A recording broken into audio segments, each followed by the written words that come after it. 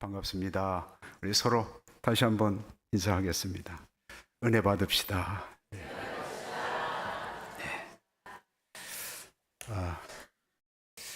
제가 2달에 한 번씩 2부 예배 제가 설교하잖아요. 뭐 1부, 2부 다 참석하면서. 근데 2부 때는 더 큰 이 에너지가 들어오는 것 같아요. 네. 그래서 이게 좀 우리 1부 예배 드렸던 분들도 2부 예배 좀 가끔 이렇게 참석하면 좋겠다. 2부 예배 참석하시는 분은 또 1부 예배 또 한번 가보시면 하나님께서 똑같은 것만 받으시는 것이 아니라 이렇게 다양한 모습으로 또 활발한 모습으로 이렇게 예배 드리는 것 하나님께서 기뻐 받으실 줄로 믿습니다. 우리 찬양대, 저는 항상 찬양대 은혜 받는다고 늘 얘기하지요. 네, 감사하고. 그런데 제가 오늘 딱 생각을 해보니까 2사람 정도가 더 필요해. 네, 2사람. 남자 1분, 또 우리 여자 대원 1분. 이러면 앞에 첫 번째 줄에 11명. 네. 그 다음에 10명. 그 다음에 뒷줄에 남자 1분이 더 있으면 10명. 이렇게 딱 쓰면 균형이 이렇게 딱 잡힐 것 같아요. 자, 뒤로 미루지 마시고 찬양으로 영광 올려드리기 싶은 분들은 지원을 해주시면. 네. 네. 그렇다고 해서 무조건 되는 건 아니고 오디션 봐야 되지 않겠어요? 그래도 그렇죠? 네, 감사합니다. 우리 잠깐 기도하고 말씀 듣도록 하겠습니다. 하나님 아버지, 복된 날, 주님의 날, 주의 전에 나와서 함께 찬송하며 말씀 듣게 하시니 감사합니다. 이 시간 저희들 마음 활짝 열어주시고 사람의 말로 듣지 않고 하나님의 말씀으로 받게 하소서. 그래서 그 말씀을 보면서 우리의 심령이 다시 한번 새로워지고 믿음으로 결단하는 그런 은혜가 있게 하여 주옵소서. 예수님 이름으로 기도드리옵나이다. 아멘. 네. 오늘 말씀의 제목 우리 한번 같이 함께 한번 좀 복창하겠습니다. 시작. 나는 그리스도의 대사입니다. 아멘. 제가 2월 달에 이 앞에 구절로 설교를 했습니다. 고린도후서 5장 11절로 15절까지 그때 말씀의 제목이 뭔지 혹시 기억하시나요? 네. 그리스도의 강권하심. 네. 그리스도의 강권하심. 그때 마침 우리 이제 임직자들을 세우는 그 행사를 앞두고 있었기 때문에 제가 고민을 하다가 그렇구나. 우리가 하나님 앞에 섬기는 것, 봉사의 직분을 감당하는 것, 우리 힘으로 하려면 오래 못 갑니다. 금방 지치게 되고 11월 달 되면 목사님 찾아오고 전화하고 못해요, 싫어요, 안 해요, 다음에 할게요. 이런 변명들을 하게 되는데 사도 바울은 내가 만일 미쳤어도 다른 사람들이 보기에는 주일날 예배드리고 봉사하고 섬기고 하는 게 미친 짓으로 보일 수도 있어요. 그럼에도 불구하고 자신이 이 직분, 이 직임을 감당하는 것은 다른 것이 아니라 그리스도의 사랑이 나를 강권하시기 때문이다. 그렇습니다. 저나 여러분이나 하나님께서 부르셔서 하나님의 자녀가 되었고 또 우리 교회 안에서 각자의 맡은 직분과 역할이 있는데 무엇을 가지고 그것을 감당할 수 있는가? 다른 거 아닙니다. 하나님의 사랑에 강권하심 때문에 그래서 우리가 이제 이 사명을 또 직분을 감당하게 되는 줄로 믿습니다. 이어서 오늘은 그 2부예요. 그 사랑의 강권하심을 통해서 궁극적으로 우리가 해야 될 것이 무엇인가를 오늘 본문을 통해서 우리에게 말씀해 주고 있는데 그것이 다른 것이 아니라 대사입니다. 대사. 여러분, 대사란 한 나라의 정부를 대표해서 다른 나라에 공식적으로 파견되는 최고위급 외교 공무원들입니다. 주로 크게 2가지 역할을 하는데요. 첫 번째는 그 파견된 나라에서 자국의 이익과 자국민을 보호하는 일을 합니다. 그다음에 2번째로는 2 나라 간의 관계를 원활하게 유지 발전시키는 그런 일들을 합니다. 그러니까 대사는 자국의 얼굴이자 대표자라고 말할 수 있는 것입니다. 자, 오늘 본문 20절에서 사도는 이렇게 말합니다. 그러므로 우리가 그리스도를 대신하여 사신이 되어, 그리스도를 대신한 사신이라. 사신이라는 단어가 우리 영어 성경에 보면 앰베서더라고 되어 있죠. 대사라는 뜻입니다. 그러면 어느 나라의 대사인가? 하늘나라의 대사입니다. 어느 나라로 파견을 받았는가? 세상 나라로 파견을 받은 것입니다. 오늘 본문 20절에서 사도는 이렇게 말합니다. 그러므로 우리가 그리스도를 대신하여 사신이 되어. 그러니까 1인칭 복수 대명사를 사용하고 있는데, 그러면 이 본문에서 우리는 누구를 가리키는가? 그것은 바로 사도 바울 자신을 포함해서 이 서신을 받는 고린도 교회 성도들, 그리고 좀 더 넓게 적용을 하면 예수 그리스도를 주로 믿고 고백하는 모든 성도들을 가리키는 것입니다. 그렇다면 오늘 이 말씀을 듣고 있는 우리 모두가 다 그리스도의 대사가 된다라는 뜻입니다. 갑작스런 신분의 상승과 변화로 인해서 실감이 나지 않을 수도 있겠지만, 그럼에도 불구하고 이것은 사실이요, 현실입니다. 아직도 믿어지지 않으세요? 우리 모두가 다 그리스도의 대사입니다. 그럼에도 불구하고 우리는 이 대사의 직임, 이 직분을 수용하지를 못해요. 왜 그럴까요? 다들 내 자신을 돌아볼 때 나는 그런 자격이 없다, 그렇게 생각하기 때문에 그렇습니다. 그럼에도 불구하고 성경은 우리를 그리스도의 사신, 그리스도의 대사라고 부르고 있는 것입니다. 왜 그렇게 부르고 있는가? 그건 이유가 있습니다. 그것은 바로 하나님께서 나를 위해서 행하신 일 때문에 그런 것입니다. 그러면 하나님께서 나를 위해서 어떤 일을 행하셨는가? 오늘 17절 말씀을 보십시오. 그런즉 누구든지 그리스도 안에 있으면 새로운 피조물이라. 이전 것은 지나갔으니 보라 새 것이 되었도다. 이 말씀을 우리가 읽고 묵상하게 되면 우리 가슴이 뜨거우시지 않나요? 안 뜨거우셔요? 마음이 딱딱하게 굳으셨습니까? 저는 그래요. 새로운 피조물. 그냥 낡은 것, 망가진 것 가져다가 수리해서 부속품 바꾸고 그렇게 해서 그 기능을 좀 새롭게 하고 돌아가게 했다는 그런 뜻이 아니에요. 이전에 우리 자신의 모습을 우리는 너무나 잘 알잖아요. 새로운 피조물이라. 이전 것은 지나갔으니 보라 새 것이 되었도다. 영어 성경에 보면 new creation, 새로운 피조물, 새로운 창조물. 여러분, 우리 이전에 우리 자신의 모습이 어떠했는지 사도 바울은 이렇게 증거합니다. 그러므로 우리가 이제부터는 어떤 사람도 육신을 따라 알지 아니하노라. 육신을 따라. 이제는 우리가 주님을 몰랐을 때 육신을 따라 살았잖아요. 육신을 따라 알지 아니하노라.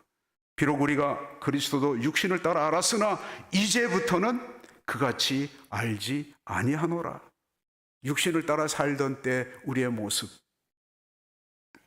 그때는 사도 바울이 에베소서 2장 1절 이하에서 그렇게 말해요. 마귀에게 종노릇하고 육신의 정욕을 따라 살았고 죄를 짓고 살았던 그때, 그 끝은 결국은 사망과 심판과 멸망뿐입니다. 그런 상황에서 하나님께서 나를 위해서 어떤 일을 행하셨는가? 로마서 5장 6절로 8절 말씀에 우리가 아직 연약할 때에 기약대로 그리스도께서 경건치 않은 자를 위하여 죽으셨도다. 의인을 위하여 죽는 자가 쉽지 않고 선인을 위하여 용감히 죽는 자가 혹 있거니와 우리가 아직 죄인 되었을 때에 그리스도께서 우리를 위하여 죽으심으로 하나님께서 우리에 대한, 나에 대한 자기의 사랑을 확증하셨느니라. 로마서 이 5장 6절로부터 10절까지 내용, 본문이 길어서 그 내용이 길어서 제가 짧게 6절부터 8절까지만 했는데, 하나님께서는 우리가 연약한 거 아셔요. 그리고 우리가 하나님 앞에 불순종하고 육신을 따라 살았다는 죄인인 것도 알아요. 심지어는 로마서 5장 10절 말씀에 거기서는 뭐라고 말씀하고 있느냐면, 우리가 하나님과 원수 되었을 때 그래도 그거 가지고 시비 걸지 않으셔요. 그럼에도 불구하고 우리를 위해서 예수 그리스도를 보내셔서 당신의 사랑을 확증하셨다. 우리가 감히 상상할 수 없는 일, 그 상상할 수 없는 일을 하나님께서는 그리스도를 통해서 이루신 줄로 믿습니다. 왜요? 부패한 우리를 완전히 새로운 피조물로 만드셔서 주님께서 원하시는 그 대사로서의 그 책임을 감당할 수 있도록. 그래서 사도 바울은 이 사실을 깨달았기 때문에 감격하는 거예요. 그런즉 누구든지 그리스도 안에 있으면 새로운 피조물이라. 이전 것은 지나갔으니. 그러니까 예수 믿는 사람들이 자꾸 과거에 매여서 살면 안 돼요. 과거를 통해서 내 자신을 돌아보고 반성할 수 있는 그런 그 마음 자세는 좋은 거지만, 그러나 과거에 매여서 주님께서도 기억하지 않는데 지난날에 내가 육신을 따라서 죄지고 살던 그것 때문에 다시 끄집어내서 또 그것 가지고 괴로워하고 힘들어하고, 나는 그거 잊어버렸어. 난 기억하지 않아. 내 등 뒤로 다 던져버렸어. 깊은 바닷속에 다 버렸어. 그게 우리를 향하신 하나님의 사랑입니다. 그러면서 말씀하신 것이 그리스도 안에 있으면 새로운 피조물이라. 이전 것은 지나갔으니 보라 새 것이 되었도다. 선언이잖아요. 선포잖아요. 그러므로 하나님께서 나에게 행하신 일이 무엇인가를 아는 것, 깨닫는 것이 중요합니다. 모르고 또 잊어버리면 또 나가서 흙탕물 속에 살면서 부끄러운 줄 모르는 그런 생활을 하게 된다는 것입니다. 여러분, 이 세상 나라에서, 이 세상에서 대사가 된다는 것, 이건 쉬운 일 아니잖아요. 일단 대사가 되려면 외모고시 합격해야지 돼요. 쉬운 일 아니에요. 정말 공부 잘해야 됩니다. 열심히 해야 됩니다. 그래서 이제 임용을 받았어요. 그러면 금방 대사가 되나요? 아니잖아요. 맨 바닥 공사로, 영사로부터 시작해서 수십 년간 경험과 경력을 쌓아서 그 가운데서 또 유능한 사람이 대사로 발탁되는 것입니다. 그런데 여러분, 하나님 나라의 대사는 반대예요. 예수 믿는 순간 대사로 임명이 되는 것입니다. 이거 봐요. 믿어지지 않잖아요. 다들 가만히 계시잖아요. 예수 믿는 순간 우리는 대사로 임명된 줄로 믿습니다. 그래서 사도 바울이 이렇게 호소하고 있는 거예요. 여러분은 이제 대사입니다. 자격이 없음에도 불구하고 대사로 임명되었다는 사실을 명심하세요. 그러니까 이전에서 하던 짓들을 이제는 그만 그쳐야 합니다. 예수를 믿는 순간 이미 우리는 대사가 된 줄로 믿습니다. 그래서 이제 서로 얼굴을 보시면서 한번, 당신은, 이렇게 하세요. 당신은 그리스도의 대사입니다. 아니, 대충 하지 말고 눈을 보면서 얘기해. 전 집사님 똑바로.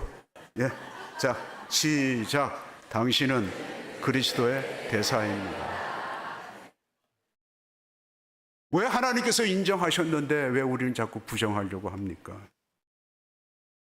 그러면 하나님께서 우리를 그리스도의 대사로 임명하신 이유, 그 목적은 무엇일까요? 오늘 본문 18절, 19절에서 말씀하고 있습니다. 우리 한번 같이 읽겠습니다. 시작. 모든 것이 하나님께로서 났으며 그가 그리스도로 말미암아 우리를 자기와 화목하게 하시고 또 우리에게 화목하게 하는 직분을 주셨으니 곧 하나님께서 그리스도 안에 계시사 세상을 자기와 화목하게 하시며 그들의 죄를 그들에게 돌리지 아니하시고 화목하게 하는 말씀을 우리에게 부탁하셨느니라. 아멘. 여러분 18절 19절 가운데서 제일 자주 중요하게 반복되는 단어가 하나 있습니다. 그게 뭐죠? 화목입니다. 화목. 그런데 이 화목을 위하여 하나님께서 먼저 행하신 일이 있다고 18절에서 기록하고 있습니다. 그가 하나님께서 그리스도로 말미암아 우리를 자기와 화목하게 하시고 하나님과 화목하게 하셨다. 그 화목하게 하신 그 사건이 무엇인가요? 그리스도의 십자가 사건입니다. 이 십자가 사건의 의미가 무엇인가를 사도 바울이 잘 설명하고 있는데요. 에베소서 2장 13절 14절 말씀을 보면 이제는 전에 멀리 있던 너희가 그리스도 예수 안에서 그리스도의 피로 가까워졌느니라.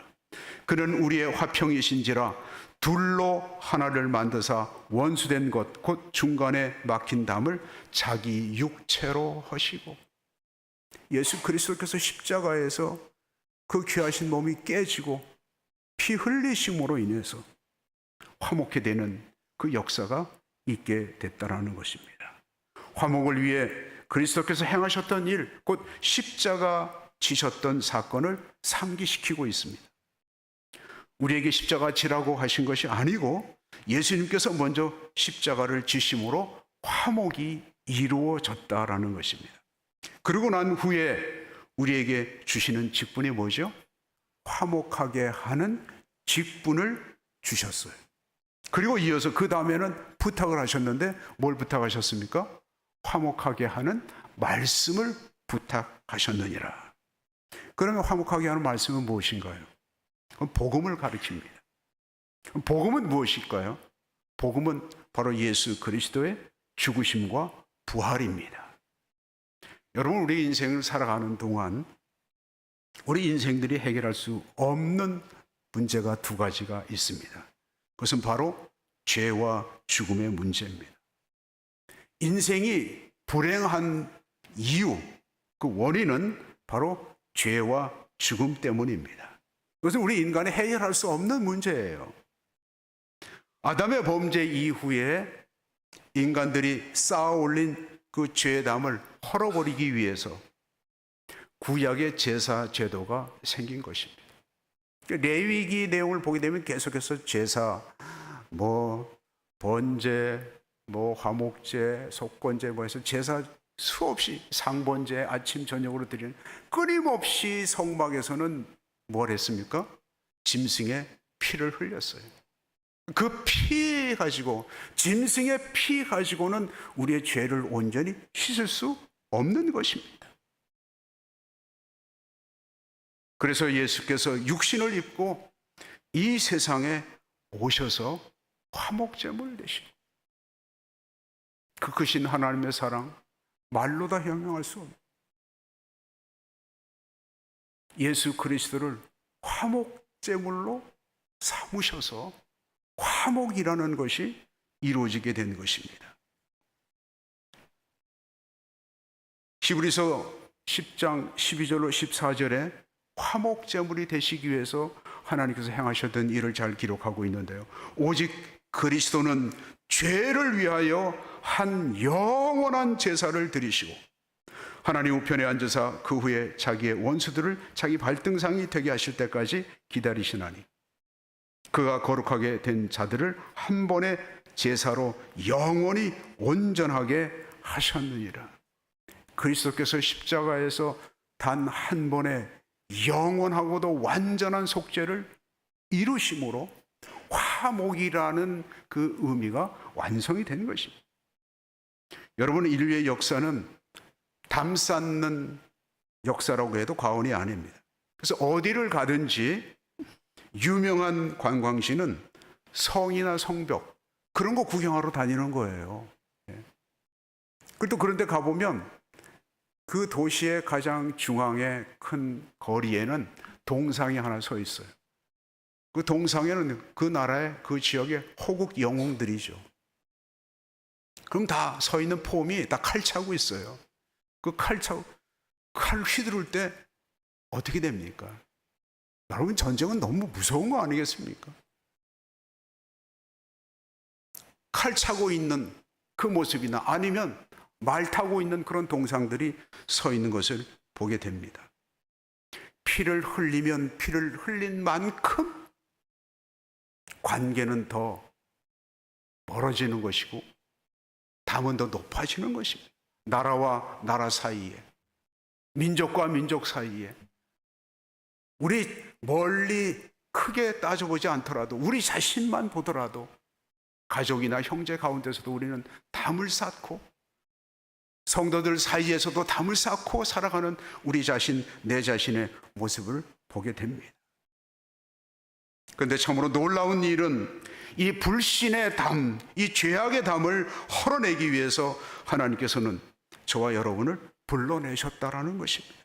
그리고 화목하게 하는 직분을 주시고 화목하게 하는 말씀을 부탁하셨다라고 사도 바울은 증거하고 있습니다. 그러면 이와 같은 사명을 우리가 감당할 수 있겠는가? 여러분들이 지금 다 대사들입니다. 대사로서의 사명을 감당하십시오. 화목의 사명을 감당하십시오. 그러면 여러분들 다 당장 뭐부터 쓰겠습니까? 사직서부터 씁니다. 세상 나라의 대사들은 쉽게 사직서 쓰지 않습니다. 그런데 오늘날 많은 그리스도인들은 하나님께서 요구하시지도 않았는데도 불구하고 그냥 사직서 쓰기에 급급해요. 저는 못합니다. 저는 자격이 없습니다. 저는 능력이 없습니다. 이런저런 핑계를 대면서 사직서를 제출하려고, 피하려고 합니다. 충분히 이해가 갑니다. 그런데 문제가 하나 있는데 이 사직서는 받아들여지지 않는 거예요.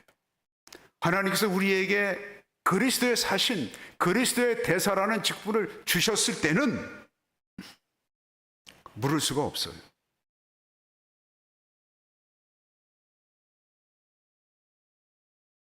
영적인 일을 육적인 방법으로 풀려고 하면은 거기엔 답이 없습니다. 그러면 어떻게 하는가? 오늘 본문 20절에서 사도 바울은 이 곤란한 문제, 우리들이 고민하고 답답해하는 이 문제들에 대한 해답을 제시하고 있습니다. 고린도후서 5장 20절 말씀에 그러므로 우리가 그리스도를 대신하여 사신이 되어 하나님이 우리를 통하여 너희를 권면하시는 것 같이 그리스도를 대신하여 간청하노니 너희는 하나님과 화목하라. 먼저 하나님과 화목하래요. 하나님과 화목하라. 대사로서의 그리스도의 사신으로서의 그 화목의 그 직분을 감당하려면 먼저 무엇부터 해야 되는가? 하나님과 화목하라. 그럼 하나님과 도대체 화목한가? 나는 하나님과 그렇게 불편한 관계가 아닌데 이렇게 생각할 수 있어요. 그런데 메시지 성경, 유진 피터슨 목사님이 번역한 메시지 성경에서 보니까 좀 더 구체적으로 설명하고 있어요. 하나님께서 이미 여러분과 친구가 되셨으니 여러분도 하나님과 친구가 되십시오. 친구가 되는 거예요. 하나님과 친구가 될 때 우리는 그리스도의 대사로서의 사명을 감당할 수 있다라는 것입니다. 그런데 문제는 친구가 되는 것조차도 우리는 부담스러워해요. 하나님께서 먼저 우리에게 찾아오셔서 우리 죄를 다 사해 주시고 이제 너는 내 자녀야, 내 아들이야, 내 딸이야. 그리고 우리에게 그리고 너는 대사야, 대신이야. 이렇게 임명하셨는데 우리는 그걸 마다하는 거예요. 그것을 부담스러워하는 거예요. 왜 부담스러워합니까? 내 마음대로 못하니까. 하나님과 친밀해져서 하나님과 친구가 되면 이제 불편하기 시작한 거예요. 그래서 적당한 거리를 두어야지 돼요. 주님께서 부르셔도 잘 안 들릴 정도로 그렇게 멀리 떨어져 있는 거예요. 왜냐하면 주님의 손에 붙잡히게 되면 이제는 이거는 꼼짝 못하니까. 아이고, 나는 이제 죽었네. 그러니까 대사의 직분이 무겁고 힘들고 피하고 싶은 직분이 되는 것입니다. 근데 다른 것이 오늘 사도 바울이 말하는, 그리고 우리가 불편하고 부담스러워하니까 그거 다른 거 아니에요. 여러분들이 그리스도의 사신으로서 화목의 직분을 감당하려고 하는데 여러분이 열심히 노력하고 애쓰고 수고하고 땀 흘리고, 그거 이전에 먼저 하나님과 뭐 하라는 거죠? 친해져라. 하나님 말씀 잘 들어라. 하나님 말씀 잘 들어라. 하나님께서 우리와 친해지기 위해서 방법 2가지 주셨잖아요. 하나님 말씀 잘 들어야죠. 요 귀는 왜 우리에게 귀를 주셨나요? 귀걸이 하라고. 창조의 목적이 하나님 말씀 잘 들으라고. 말 들어야지. 그래야지 친해져요. 그리고 또 하나는 또 뭐죠? 기도하라고. 이게 친해지는 거예요. 하나님과 친밀해지면 그러면 우리는 감당할 수 있는 것입니다. 그런데 그것조차도 부담스러워할까 봐 21절에 이렇게 말씀을 하고 있습니다. 고린도후서 5장 21절 말씀이죠. 하나님이 죄를 알지도 못하신 이를 우리를 대신하여 죄로 삼으신 것은 우리로 하여금 그 안에서 하나님의 의가 되게 하려 하심이라. 제가 이 21절을 수십 번을 읽고 묵상하고 했어요. 이게 어떻게 솔루션이 될 수 있을까? 이게 어떻게 해답이 될 수 있을까? 근데 역시 이 메시지 성경에서 읽으면서 이것이다 깨닫게 됐어요. 우리 한번 고린도후서 5장 21절 우리 한번 같이 읽을까요? 시작. 어떻게 하면 되느냐고 여러분은 물을 것입니다. 그리스도 안에 머물기만 하면 됩니다. 하나님께서는 잘못한 일이 없는 그리스도께 죄를 씌우셔서 우리로 하여금 하나님과 바른 관계를 맺게 하셨습니다. 이 문장을 잘 살펴보면요, 우리는 수동적 입장에 있어요. 내가 그리스도의 직분을 감당하기 위해서 막 이거 하고 저거 하고 막 애를 쓴 그럴 필요가 없이 첫 번째 단계가 뭐죠? 그리스도와 친밀해지십시오. 하나님과 화목하라.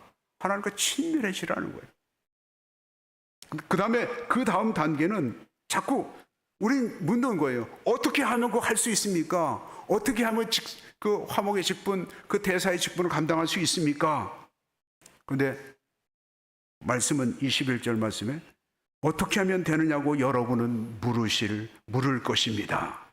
그러면서 그 다음 문장이 그리스도 안에 머물기만 하면 됩니다. 그리스도 안에 머물기만 하면 된다는 거예요. 만약에 우리가 그리스도 안에 머무는 것 그 자체도 부정하게 되면 우리의 정체성을 부인하는 거예요. 예수 안 믿겠다는 뜻이나 마찬가지입니다. 그럴 수는 없잖아요. 우리는 여기서 피하고 숨고 거부하려는 생각을 멈추고 우리 자신을 다시 한번 잘 돌아봐야지 돼요. 과연 나는 하나님과 친밀한가? 나는 친밀한가? 과연 나는 그리스도 안에 머물고 있는가? 사도 바울은 우리에게 대사로서의 그 직분을 감당할 능력을 요구하고 있는 것이 아니라 하나님과의 관계를 먼저 살피라고 말씀하고 있는 것입니다. 하나님과 친밀하다면, 그리스도 안에 머물고 있다면 능히 그 대사로서, 그 사신으로서의 직분을 감당할 수 있다라는 것입니다. 이제 오늘 말씀을 맺겠습니다. 탈북한 이주민 성도의 간증을 제가 들은 적이 있습니다. 그분이 인천공항에 도착한 후에 너무너무 놀랐다고 해요. 여기가 정말 대한민국 맞아? 그러는 순간 아주 잘 차려입은 신사 한 분이 나타나서 손을 딱 펼치면서 대한민국에 오신 것을 환영합니다. 그 말을 듣는 순간 이분이 눈물이 왈칵 쏟아졌다는 거예요. 그러고 난 다음에 이제 이분이 얼마 시간이 지나서 주민등록증을 받았대요.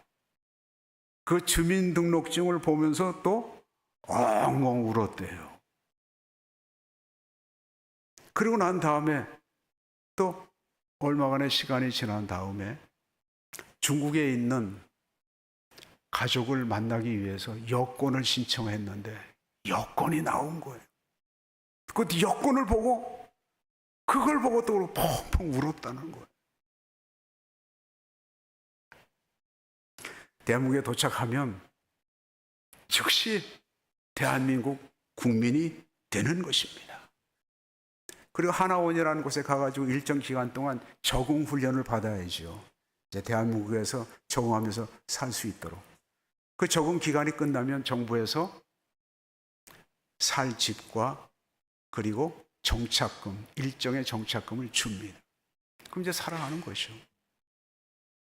근데 이들이 이제 일을 하기 시작하면 무섭게 일을 하고 돈을 번대요. 왜 그럴까요? 왜 그럴까요? 북녘 땅에 있는 자기 가족들이 고생하고 있는, 억압받는 그들을 데려오기 위해서. 사랑하는 성도 여러분, 그리스도인이 되는 것, 우리의 공로는 아무것도 없습니다. 우리가 하나님을 사랑한 것이 아니라 하나님이 먼저 우리를 사랑하셨습니다. 믿는 순간 우리는 천국 시민권을 받은 자가 되었고 하나님을 향하여서 아바, 아버지라 부를 수 있는 특권도 얻게 된 줄로 믿습니다. 오늘 우리 한국 교회와 성도들의 고질병 중에 하나가 세상과 너무 울타리가 높다는 거예요. 예수 믿는 사람들끼리만 모이려고 하고 예수 믿는 사람들끼리만 교제하고 교회당 안에서만 울타리를 넘어가지 못하고 있는. 대통령이 대사들에게 신임장을 주잖아요. 그 신임장 왜 줬습니까? 왜 줬습니까? 나가라고. 그 나라로 가라고. 그 나라로 가라고.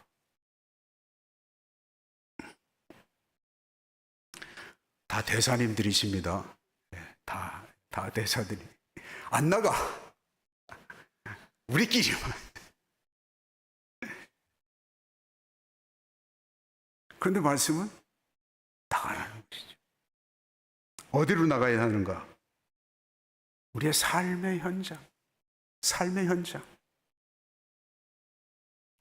대사로서의 활동적인 역할을 막 열심히 하는 분들도 계셔요. 그렇게 하면 좋겠지만 그럴 능력이 없다면 그냥 그리스도인으로서 사십시오. 그리스도인으로서. 그리스도를 부인하지 마시고 오늘 주고 있는 메시지가 무엇입니까? 그리스도 안에 있으십시오. 어떻게 하면 됩니까? 거기에 대한 대답이 뭐죠? 하나님과 화목하라. 하나님과 친해져라. 그리고 그리스도 안에 있어라. 저와 여러분이 다 그리스도 안에 있기 때문에 오늘 주일날 다른 데 가지 않고 이곳으로 모인 거 아니겠습니까? 오늘 이 말씀을 통해서 다시 한번 내 자신이 어떤 존재인가, 하나님의 자녀일 뿐만 아니라 동시에 우리는 예수 그리스도를 대신한 그리스도의 대사인 줄로 믿습니다. 자신이 대사라는 사실을 명심하시고 잊지 마시고 어디서든지 그걸 기억할 수 있기를 바랍니다. 한번 따라서 하겠습니다. 나는 그리스도의 대사입니다. 아니죠. 아직 좀 덜 된 것 같아. 가슴에 손을 얹으십시오. 나는 그리스도의 대사입니다. 기도드리겠습니다. 하나님 아버지, 이전에 하나님을 알지 못할 때 죄악과 육신을 쫓아 살던 인생들인데 긍휼에 풍성하신 하나님께서 우리를 지명하여 불러내시고 하나님 자녀로 삼아주시고 이제는 우리로 하여금 이 어둡고 죄악된 세상 가운데서 화목의 사명을 감당하라고 우리를 대사로 임명해 주신 것 감사합니다. 잊지 말고 기억하면서 우리의 삶의 현장 가운데서 그리스도의 대사로서의 삶을 살아갈 수 있도록 힘 주시고 능력 주시옵소서. 예수님 이름으로 기도드리옵나이다. 아멘.